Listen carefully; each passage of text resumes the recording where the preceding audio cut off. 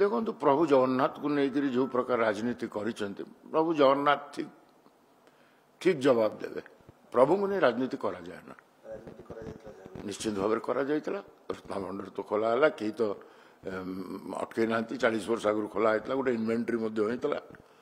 आ जदि अधिका कौन से तथ्य पाँच रत्नभंडार खोलला पर सी कहे किसी लोक अति दुख प्रकाश कर घर मालिक घरे नहीं सेति तमें रत्नभंडार भितर प्रवेश कर बिना अनुमति रे एटा केते जोर जगन्नाथ प्रेमी जगन्नाथ भक्त को ग्रहणीय मुझे देखु लोकों मन भितर जोटा आम देखु सोशल मीडिया रे अनेक लोक दुख सहित प्रकाश करते प्रभु घरे नहांती महाप्रभु अनुपस्थित रे सी तो आम जड़े जीवंत प्रतिभा कौन आम आराध्य देवता प्रति घर रे सी गोटे पुओ हिसाब रे कि ताको अति भल पाई लोक तू ता भी कालिया को करती। तो निश्चित भाव में आम सब बेले जीवित प्रभु जगन्नाथ मंदिर रे अछंती। तेणु आज अनुपस्थित रे केते दूर ठीक है सेटा लोक निश्चय विचार करेंगे।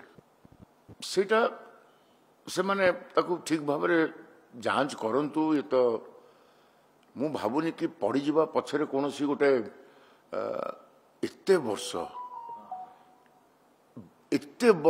रथयात्रा यही केवे घटी ना।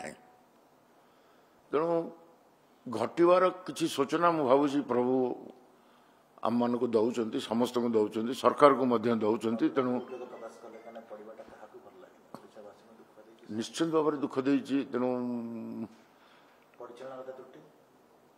त्रुटि कहार एथर मुझे किसी कहूँ चाहूनी। यहाँ गोटे गुरु दायित्व हूँ सरकार कि ठाकुर यात्राटी शोभा यात्राटी जोटा जुग जुग धरिकी एभली घटिनी दुखद अति दुखदायक।